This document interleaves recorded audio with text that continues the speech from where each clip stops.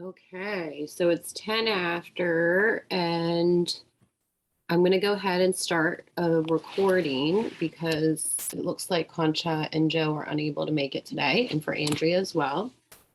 So today we are going to focus on the asana portion of the um, yoga for eco yoga for mental health related to COVID. And we are also going to go over a few of the philosophical underpinnings of yoga. So a lot of times people's understanding of yoga is limited to this asana, the physical portion. And so because yoga is so much more than that, and in respect of the history of yoga and the cultural underpinnings of yoga, I think it's important for us to talk about some of the philosophical considerations in history, um, especially when we do the physical part of the practice, because I don't want people just to think of yoga as a physical practice. And as we know from practicing our breathing practices, the pranayama last week, there's so much more to it. And yeah, just to give the due respect that all those other components of yoga deserve. So I just wanted to touch briefly upon the ethical underpinnings, which are the yamas and the niyamas. So there's 5 yamas that have to do with how we ourselves interact with the rest of the world. And then there's the 5 niyamas, which talks about our relationship with ourselves. So how we act on an internal level, as well as on an external level.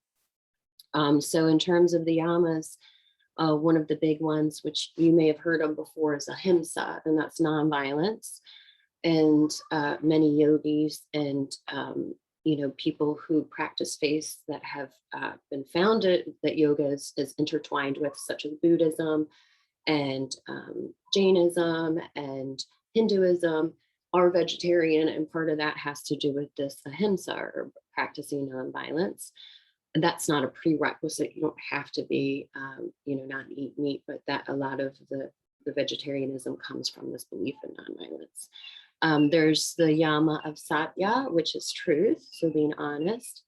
There's the yama of asteya, which is non-stealing, so non-stealing of other things, but it can also be non-stealing of for instance, dominating in a conversation and taking people's time and that sort of thing. Brahmacharya is sometimes translated as abstinence, but recognizing that a lot of yogis are householders, it's also seen as the moderation in sexual activities. And finally, aparigraha is generosity. And these are all intertwined with karma theory as well, which talks about, for every action, there's a reaction. And so if we act in a positive way, then the results will be more positive, but also to not be attached, positive or negative, to not be attached as well. And then our niyamas talk about the relationship we have with ourselves. So this is the other yamas were more our ethical practices in the world. And then this has to do with the niyamas have to do with our relationship that we have with ourselves.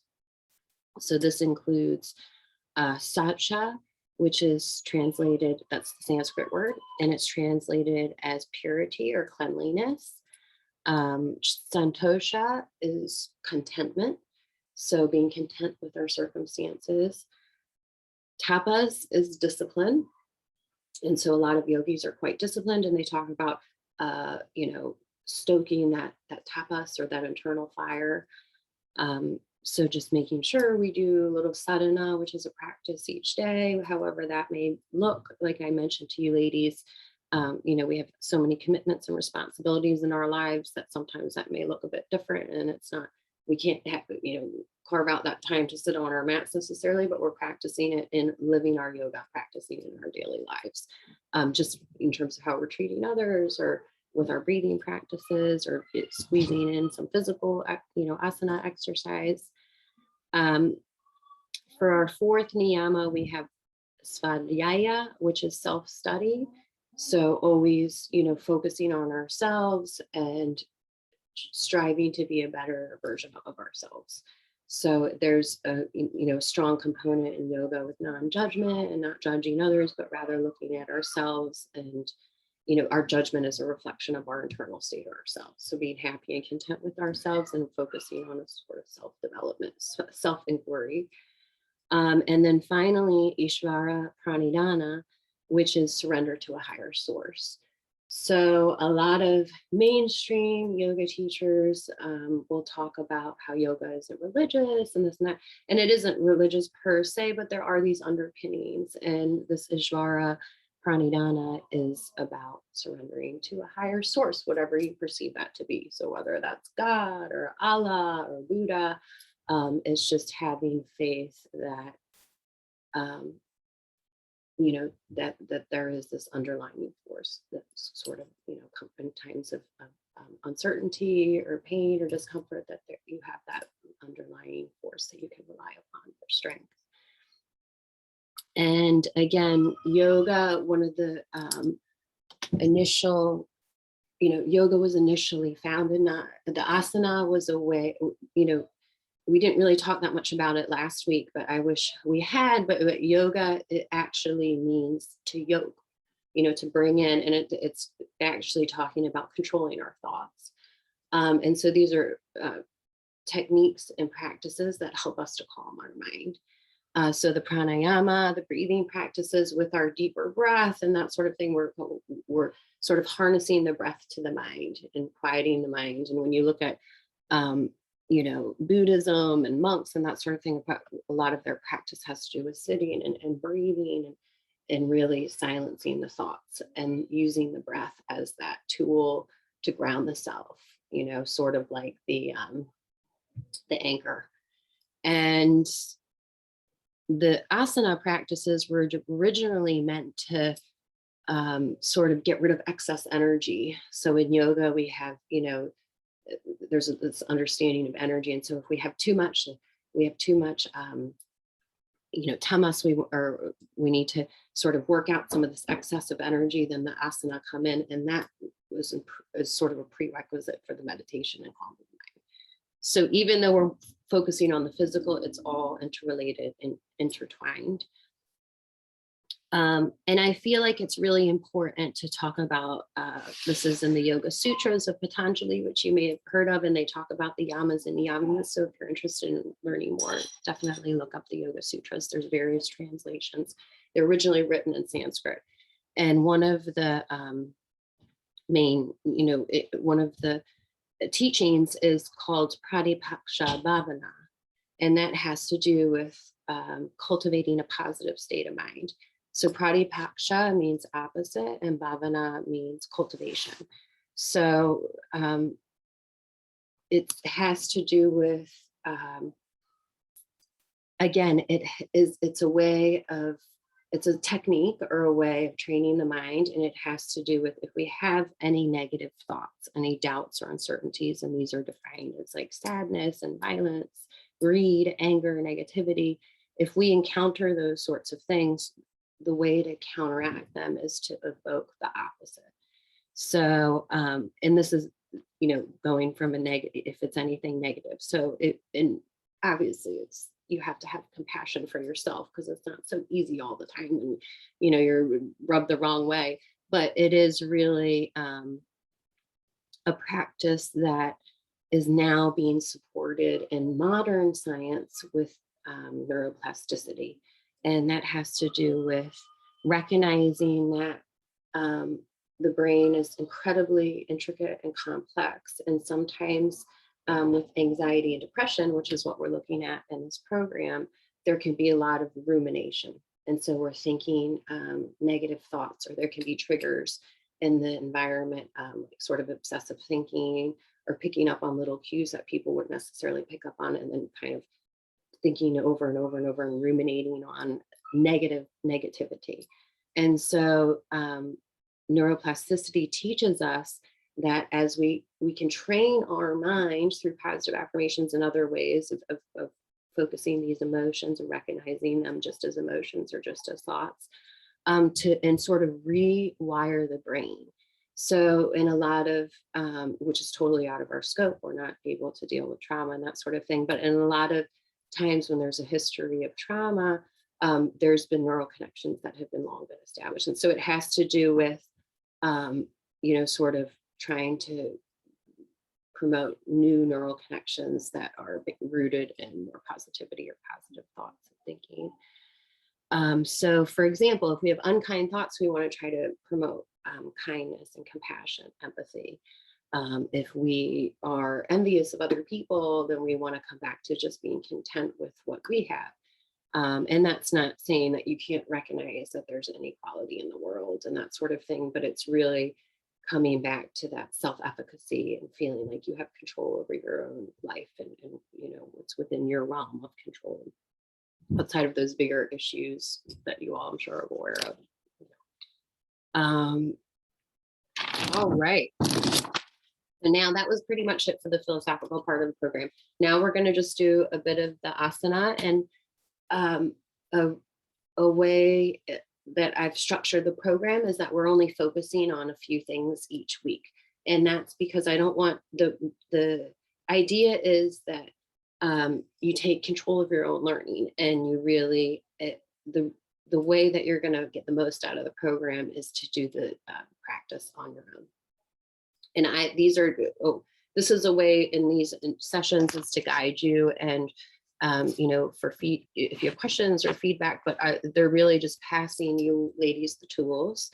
And if you consistently do the practice on your own to sort of start that self-inquiry, the svadhyaya that we talked about, and yeah, just looking at those underpinnings as well of yoga and why we're doing these practices and exercises. So for the asana, we're going to go through a few of them. I have 5 main ones that we're going to learn.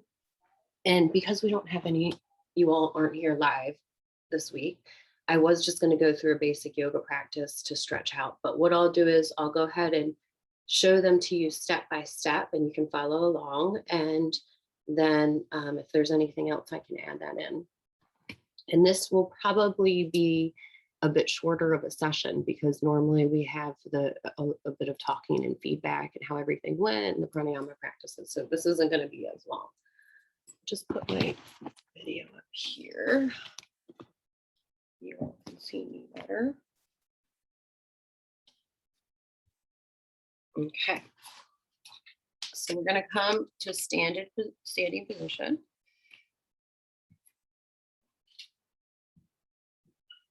And we are going to start with chair pose. So we'll come to a standing position at the back of your mat. And you can just shake it out a little bit, take a few deep breaths.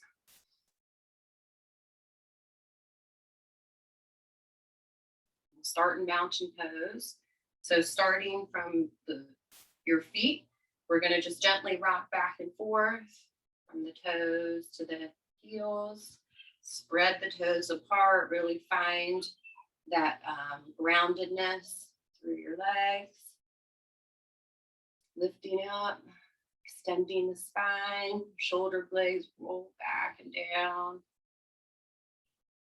Lifting the head, dropping the chin forward. Rolling the arms out slightly.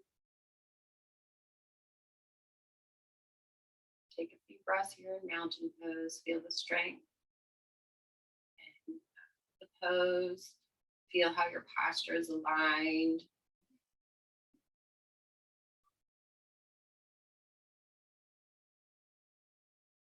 And what we're going to do is we're going to inhale, lift our arms up, and exhale, bend the knees and come down into chair pose.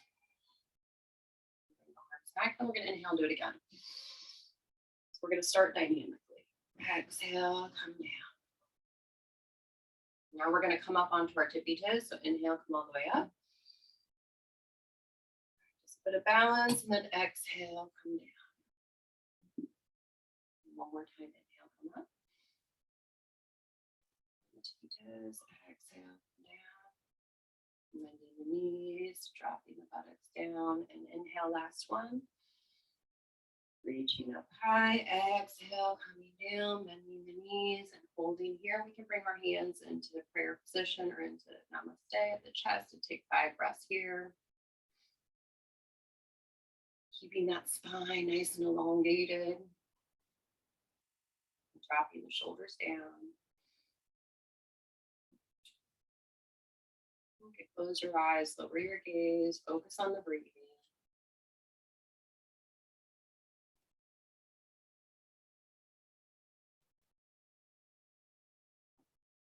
One last breath. And then we're on the exhale, we're going to bring our right elbow down to our left thigh and just integrating a twist. Take some breaths here, relax the neck, don't strain the neck.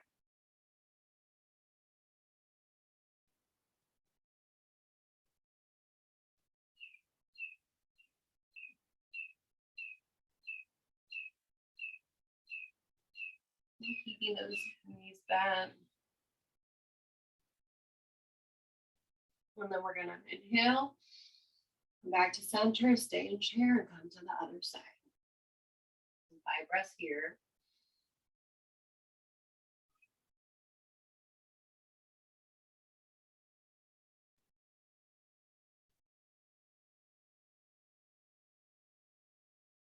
And then coming back to center, we're going to lower our hands down to the floor, keep a bend in the knees, and take a few breaths in forward fold.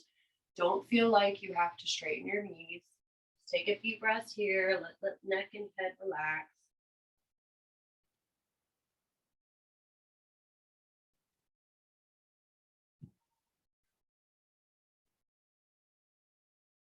And then we're going to walk our hands down and bring our knees down to the floor and come down to tabletop.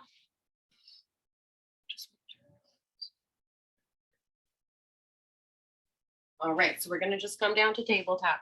So that's our first posture that we're going to be practicing this week is the chair pose. For strength and stability, a lot of times people who have had COVID have been sedentary for a long time. So that's just bringing in some strength building. And then we're going to come into downward dog. So we're going to be on all fours.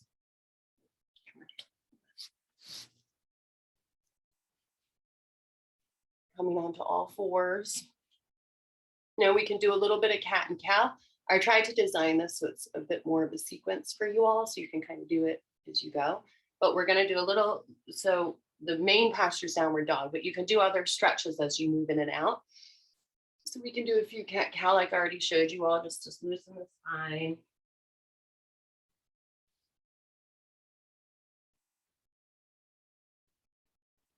So again with the breath, inhaling, looking up, and dropping the lower back, and then exhaling, chin to chest, rounding the back, tucking the tailbone in. And then we're going to take a breath or two. Excuse me. And on the inhale, take an inhale. And on the exhale, we're going to bring our toes under, curl our toes under, and lift up and push into downward dog. We're going to stay here for 5 breaths. Now you can walk your feet back and forth. They say call this walking the dog, stretching your hamstrings a little bit, or you can just stay still. Now spread the fingers out. Don't put too much weight in the upper part, which will give you more of a plank. You want to distribute the weight and bring some of the weight to the back. And take 5 breaths here. Relax your head and neck.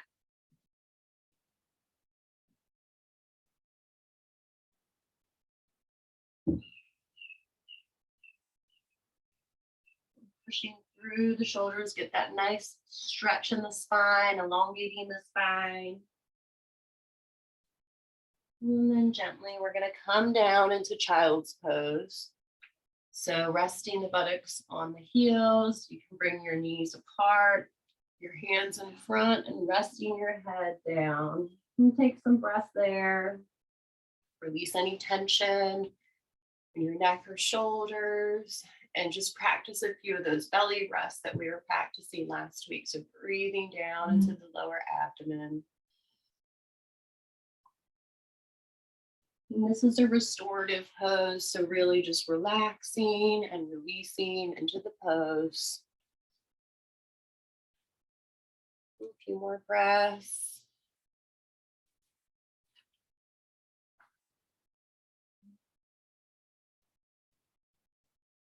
And then we're going to come up and onto our knees. And actually, we're going to come back into tabletop pose. And we're going to lower down.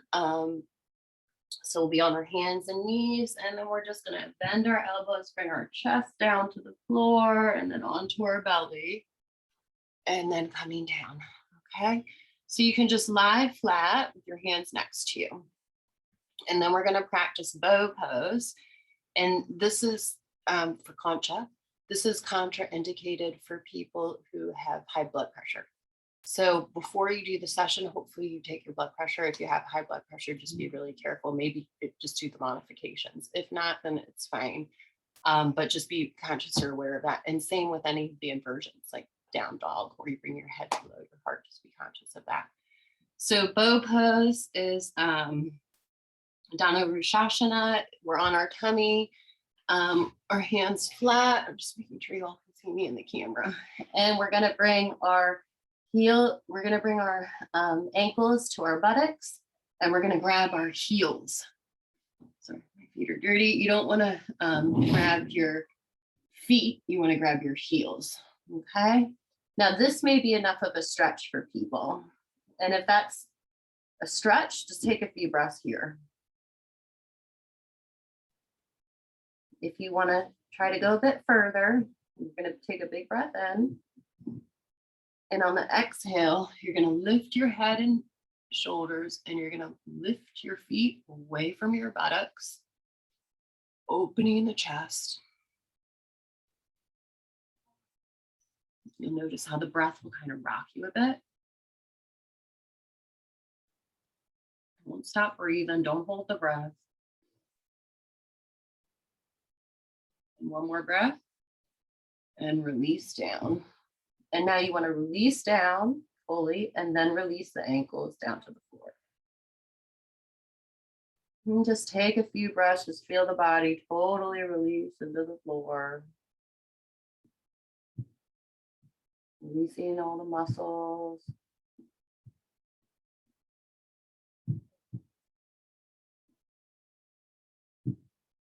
We're going to do it again. So we're going to take our ankles in our hands. You're just going to take a breath.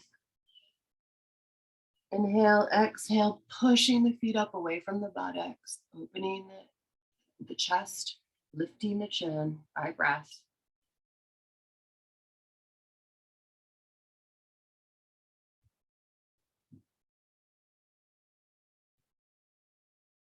Nice, slow, deep breaths, controlled, and then release.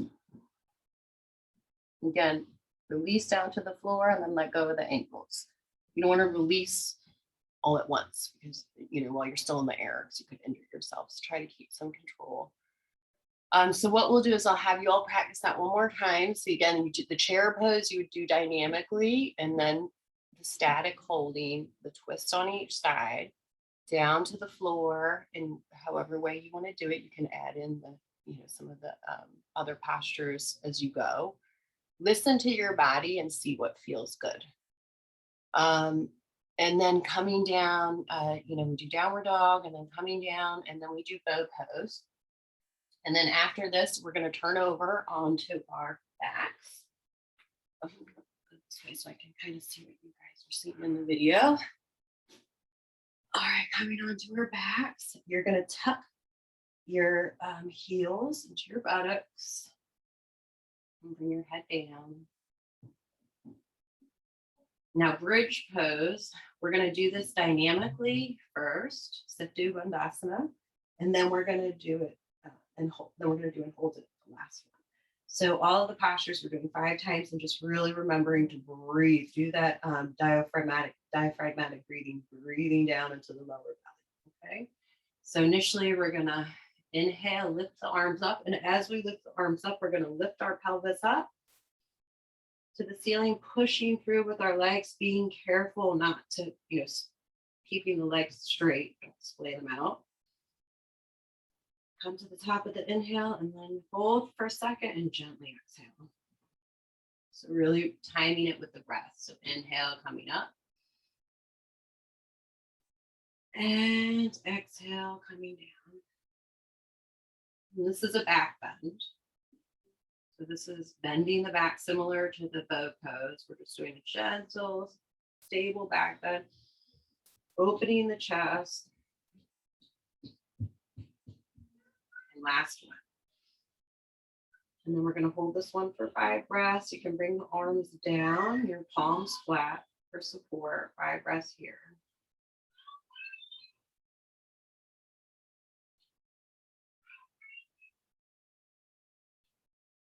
And then you can also, if you feel that this is a good stretch and you want to challenge yourself, you can interlace your fingers underneath of your buttocks and rotate your shoulder blades under a bit, gives you a bit of support.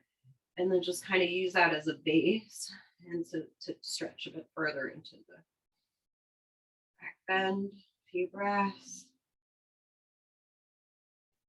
And then slowly bring your under your hands, palms flat, lower the hips down.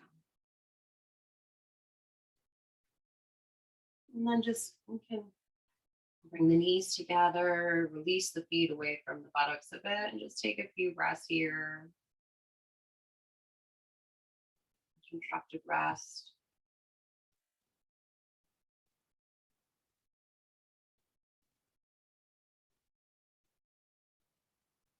Just bringing the body back to a straight position.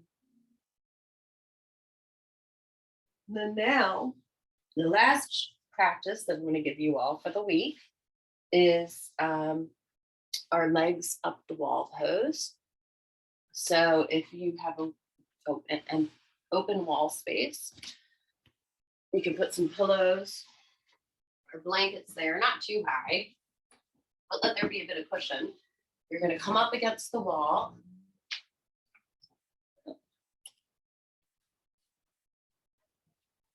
So you're going to sit on the blanket next to the wall with your hip and your shoulder against the wall. And then we're just going to rotate the legs up the wall. And again, you're going to have your hips and buttocks on a blanket or cushion. So it's slightly elevated. You wouldn't do this posture if you were on your period. And again, with high blood pressure, just be aware, your current status. And then we're just gonna bring our arms down to our sides, palms up, and just really rest and relax in this pose. There's no limit to how long you can hold it. Definitely hold it for at least 10 breaths. But this is really just to restore the body, decrease inflammation, decrease stress, decrease cortisol, and just really release any tension, get the blood flowing. So it's an inversion. So the blood's coming down from our feet, pooling in our hips.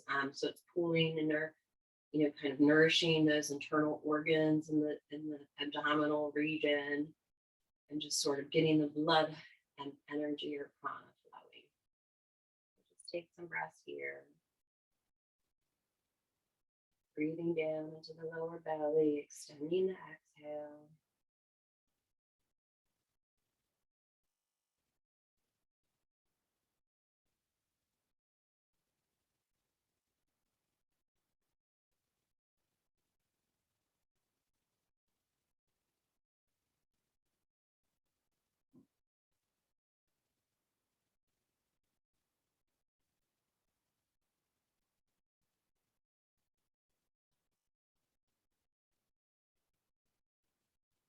And just observing how the body feels, just staying in the present moment.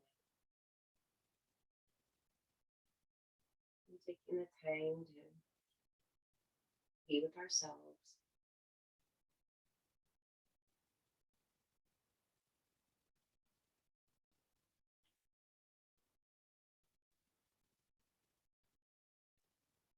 And listening to the body, calming.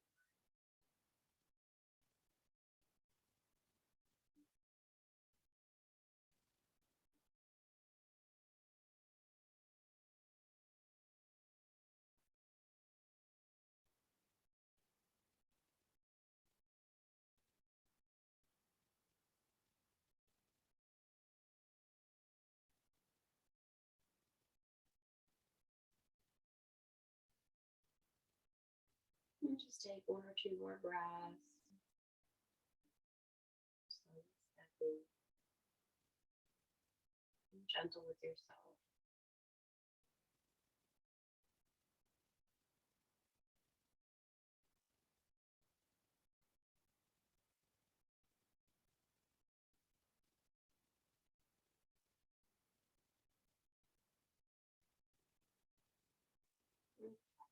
And then we'll bring our legs down, roll onto our sides.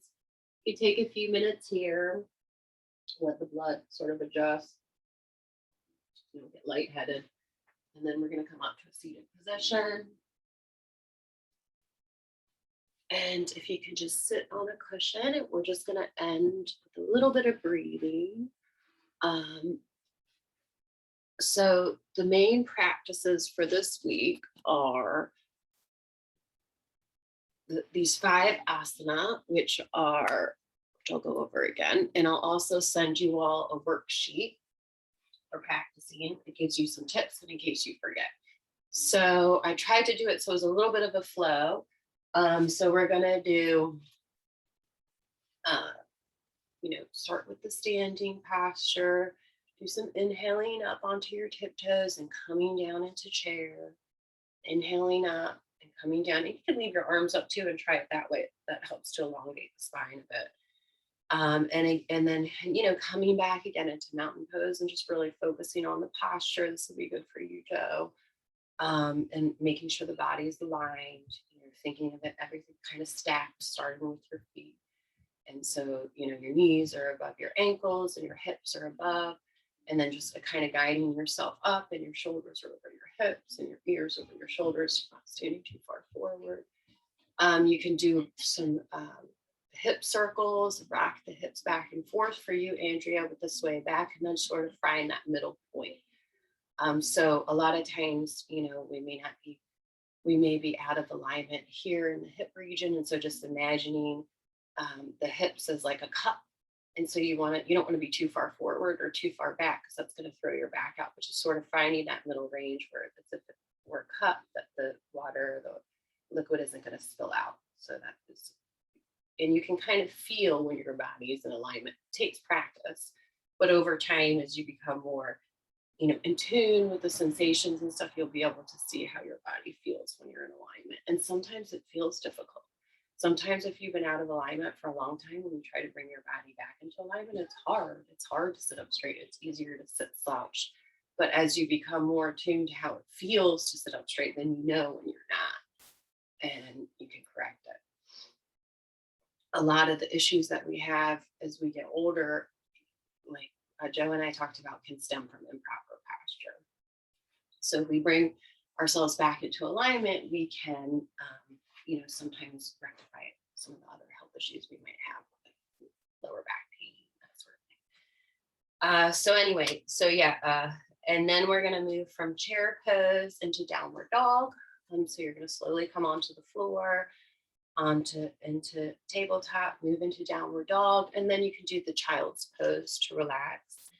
And then we're going to go from downward dog onto our tummy, or from child's pose down onto the tummy, and do the bow pose, so holding the legs in the back. We'll do a few of those, say 3 of those for 5 breaths each. And then we're going to come onto our backs and do the bridge pose, so lifting the hips up and down with the breath, and then holding it for 5 breaths on the last one. And then from there, find your space against the wall and just do that, sort of like our shavasana, the relaxation pose. So do your legs up the wall and just totally release and relax. And that's just for your blood flow and circulation. And again, all of these postures are focused on really opening the chest, stretching your heart and your lungs, and counteracting, anxiety, depression. Sometimes people, which isn't a problem with you all, but some people who may be depressed and may have rounded shoulders, so just really opening the chest and shoulders. And that can have a psychological, emotional effect as well, and sort of opening us up a bit. Again, we want to build strength, and we also want to decrease inflammation. So uh, a lot of the practices are very calming and quieting, but we still want to build that muscle mass. And as we, any sort of strength building also has an anti-inflammatory response. So they found with COVID, a lot of the problems with people with long COVID, it has to do with inflammation. So yeah, focusing on practices that lower inflammation and really um, initiate that rest and digest response, bringing us out of a stress state into a more calm state, parasympathetic state. Anyway, so we'll just end with a few, maybe just one or two breathing practices. And this is just to reinforce what we learned last week. So we'll just do maybe 3 rounds of Nadi Shodhana. So again, we'll just hold down our first 2 fingers with our ring finger and our thumb. We'll inhale through the left nostril. Close the left, exhale through the right. Inhale through the right. Exhale through the left. Inhale through the left. Exhale through the right. Inhale. And then close, exhale through the left. That's 2 rounds, one more round. Inhale through the left. Close the left, exhale through the right. Inhale through the right. And then close the right, exhale through the left. Then just get tissues, nose away. And take a few normal breaths, let the breathing return to normal. You can lower your gaze. Sometimes it helps. I always do my practices with my eyes closed because it helps me to look internally. Bring my attention internally.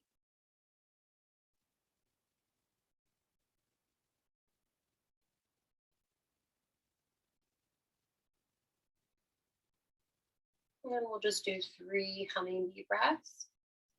So you take your finger, whichever finger, your ring finger, pointer finger, and close your ears and just inhale. Exhale, hum.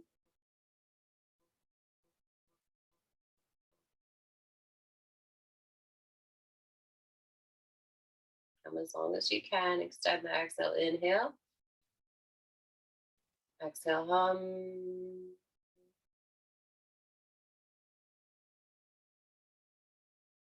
Last one, inhale. Exhale, hum.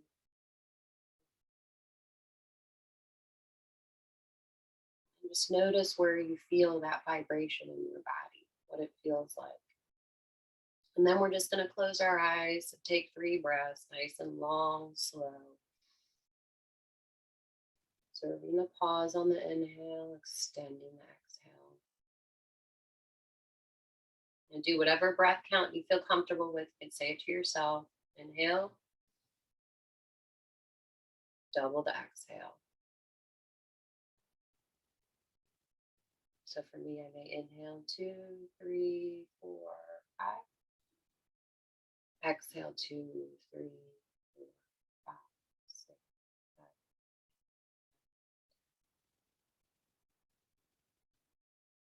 Now just let your breath return to normal. And just notice the sensation of the cool air entering your nostrils and the slightly warmer air exiting the nostrils.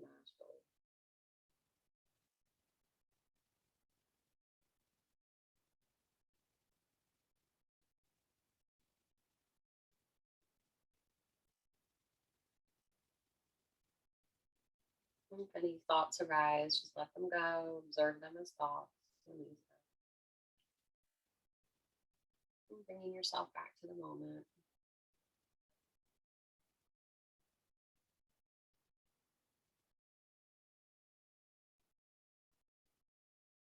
We'll slowly bring our eyes open. And thank you all so much for the practice today. I will send this link out and hopefully you all find it helpful. And and I will arrange with each one of you independently. Well, actually, I will just be in contact with each one of you independently and see how you're doing. And, if you've had any issues or questions or anything. And I look forward to seeing you all next week. Thanks again.